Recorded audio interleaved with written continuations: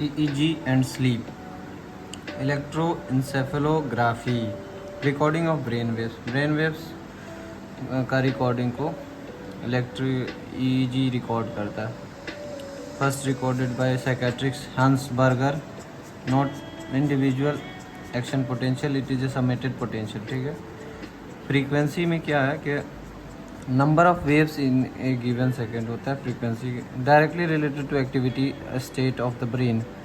जैसे स्लीप है तो लेस एक्टिविटी होगा, तो लेस एक्टिविटी होगा तो लेस फ्रीक्वेंसी होगा। ठीक है। Amplitude is inversely proportional to the frequency, height of the wave is amplitude. Classified EEG waves classified according to their frequency. क्या है? गामा वेव है जो कि more than 60 hertz highest frequency होता है, और डेल्टा वेव है जो कि लोएस्ट फ्रीक्वेंसी होता है, 1 to 3 हर्ट्ज होता है। और ये gamma wave, beta wave, alpha wave, theta wave and delta wave. तो ये सीक्वेंशियल ऑर्डर में होता है। जैसे बीटा वेव हो गया 13 to 30 हर्ट्ज, अल्फ़ा वेव हो गया 8 to 12 हर्ट्ज, थीटा वेव हो गया 4 to 7 हर्ट्ज, डेल्टा वेव हो गया 1 to 3 हर्ट्ज। लोएस्ट फ्रीक्वेंसी हो गया डेल्टा वेव का। अल्फ़ा वेव में क्या है कि seen when the eyes are close but not sleeping, आँख खुल बंद रहता है स्लो बट आदमी सो नहीं रहा। ठीक है। और रिलैक्स्ड स्टेट होता है, माइंड वॉन्डरिंग होता है, और प्रीडोमिनेंट जनरेटेड कहाँ होता है? ओसिपिटल कॉर्टेक्स में, और पेराइटल कॉर्टेक्स में भी होता है, और 8 to 12 हर्ट्ज फ्रीक्वेंसी होता है।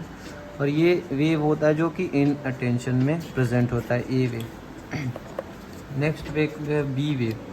बी वेव क्या है कि लिसनिंग लेक्चर पैसिव वर्किंग कर रहे हो, पैसिव अटेंशन है, नॉर्मल अटेंशन है, तो वेव ऑफ वेकफुलनेस है 13 to 30 हर्ट्ज।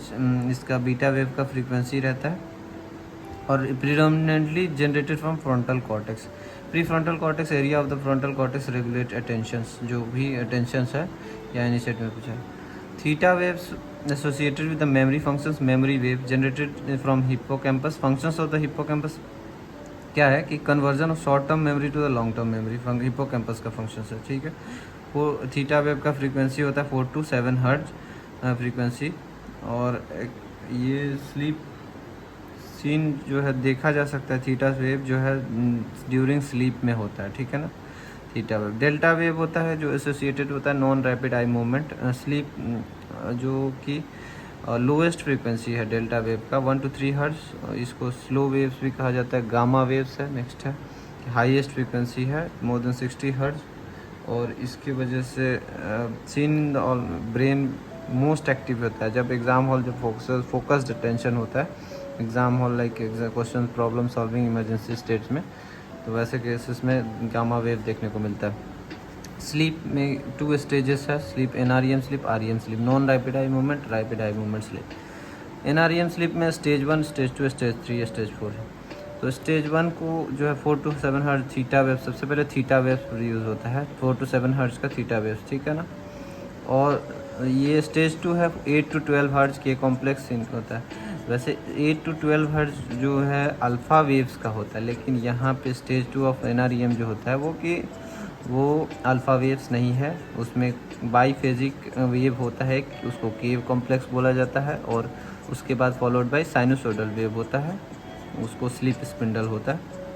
स्टेज 3 and 4 में जो है 1 to 3 हर्ट्ज है, डेल्टा वेव सीन दिखता है, जो कि स्लो वेव स्लीप होता है, सिनोनिमम होता है जो कि NREM स्लीप का। REM स्लीप में होता क्या कि 20 ये रैपिड आई मूवमेंट होता है 30, इसमें बीटा वेव सीन होता है, और बीटा वेव सीन होता है जो कि बीटा वेव जनरली पढ़ा था मैंने अटेंशंस का वेव है, वेकफुलनेस का है, बट यहाँ स्लीप आदमी सोया हुआ है तब बीटा वेव का इस फ्रीक्वेंसी 13 to 30 हर्ट्ज का फ्रीक्वेंसी देखने को मिल रहा है। इसका मतलब है कि पैराडॉक्सिकल स्लीप है। ठीक है ना। EEG shows wave of wakefulness. ठीक है। इम्पल्स जो ओरिजिनेट होता है REM स्लीप में पोन्स और travel through lateral geniculate body ends in occipital cortex. ठीक है ना।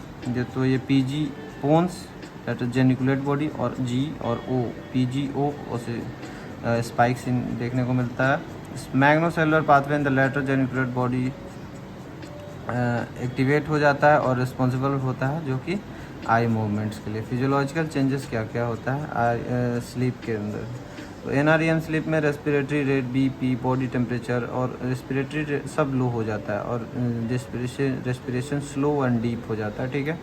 REM स्लीप में मसल एटोनिया स्लीप हॉल होता है और muscles, all muscles except diaphragm and extraocular muscles have undergone atonia, tone एकदम मसल्स का टोन लो हो जाता है, ठीक है ना। जेनिटल ऑर्गन इन्लार्जमेंट, पेनाइल और क्राइटोरियल इन्लार्जमेंट हो जाता है।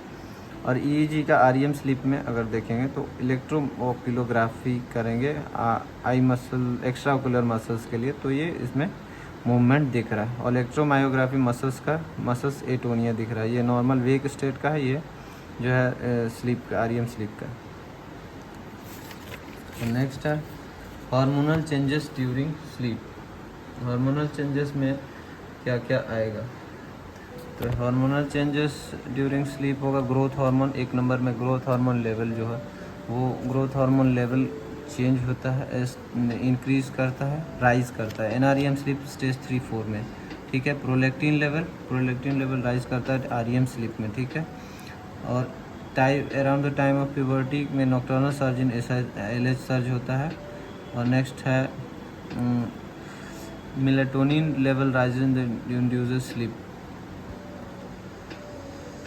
जैसे ही अंधेरा होता है मेलाटोनिन लेवल राइज करता है और जो कि स्लीप इंड्यूस कर जाता है। ड्रीमिंग होता है बहुत REM और NREM स्लीप में, बट REM स्लीप में जो होता है अर्ली मॉर्निंग होता है, लॉन्ग ड्यूरेशन का होता है, इमोशनल कंपोनेंट होता है जो कि day to day life activities से नहीं रिलेटेड होता है। ये राजा भी हो सकता है, कुछ भी दिखा सकता है। लेकिन NREM स्लीप होता है जो कि कंसेप्चुअल ड्रीम होता है, शॉर्ट टर्म ड्यूरेशन होता है, related day to day activities को लेकर के होता है। जैसे काम करेंगे वैसे NREM स्लीप होता है। रेगुलेशन ऑफ स्लीप क्या होता है कि control by the areas in the brain and neurotransmitters. Wakefulness promoting areas क्या क्या है जो कि आदमी को वेकफुल जगा कर रखा है। रेटिकुलर एक्टिवेटिंग सिस्टम होता है जो कि न्यूरोट्रांसमीटर है। इसमें न्यूरोट्रांसमीटर नॉरेपिनेफ्रिन है, वो काम करता है। पॉलीसिनेप्टिक पाथवे एक्टिवेट्स करता है वाइड स्प्रेड ब्रेन एरिया को, रेटिकुलर एक्टिवेटिंग सिस्टम। कोई भी हाई फ्रीक्वेंसी स्टिमुलस जो RES रेटिकुलर एक्टिवेटिंग सिस्टम को स्टिमुलेट करेगा, resulting in waking up from the sleep, resulting called EEG alerting response. Lateral hypothalamus में orexin होता है जो कि न्यूरोट्रांसमीटर है अरोजल का लिए, और increases food intake, orexin increase food intake, इसको हाइपोक्रेटिन भी बोला जाता है। और orexin, loss of orexin causes narcolepsy, periodic sleep, बात करते रहेगा सो जाएगा अचानक से। Posterior hypothalamus neurotransmitter of arousal है, हिस्टामिन है। अर्लियर जनरेशन ऑफ एंटीकोहिस्टामिन से सिडेटिव इफेक्ट, सेट्रिजीन हो गया। रेफे न्यूक्लियस है, raphe nuclear neurotransmitter of arousal है, सेरोटोनिन। और सेरोटोनिन का अब ये सब न्यूरोट्रांसमीटर है जो सोते समय घट जाता है, सेरोटोनिन हो गया। स्लीप प्रोमोटिंग एरियाज है हाइपोथैलेमस, स्लीप सेंटर में वेंट्रोलेटरल प्रीऑप्टिक न्यूक्लियस, ये जो है जो चीज़ें हैं स्लीप प्रमोट करता है। पिनियल ग्लैंड स्लीप को promote, melatonin induces sleep. Cholinergic neurons in the pons and brain neurotransmitter acetylcholine जो भी REM स्लीप को प्रमोट करता है। उसके बाद से NREM पैरासोमनियाज के बारे में पढ़ना। Events happen during sleep, NREM sleep, REM sleep. REM sleep में क्या होगा, नाइट मेयर्स और नार्कोलेप्सी। बट यहाँ पे NREM जो स्लीप होगा वो sleep walking somnambulism stage 3 and stage 4 में होता है। नॉक्टर्नल एन्यूरिसिस, बेड वेटिंग होता है। नाइट टेरस जो टेरिफिक ड्रीम होता है, पैवर नॉक्टर्नस बोलते हैं इसको, स्टेज 3 और स्टेज 4 ऑफ NREM में देखने को मिलता है। स्लीप टॉकिंग, बातें करने लगता है। Sleep bruxism, teeth grinding stage 2 में NREM का स्टेज 2 में देखने को मिलता है। और जो इमोशनली डिप्रीव्ड चिल्ड्रन होते हैं जो कि इमोशनल सपोर्ट जिनको और नर्चरिंग नहीं मिला रहता बचपन में, वैसे बच्चों में स्लीप ब्रुक्सिज्म देखने को मिलता है।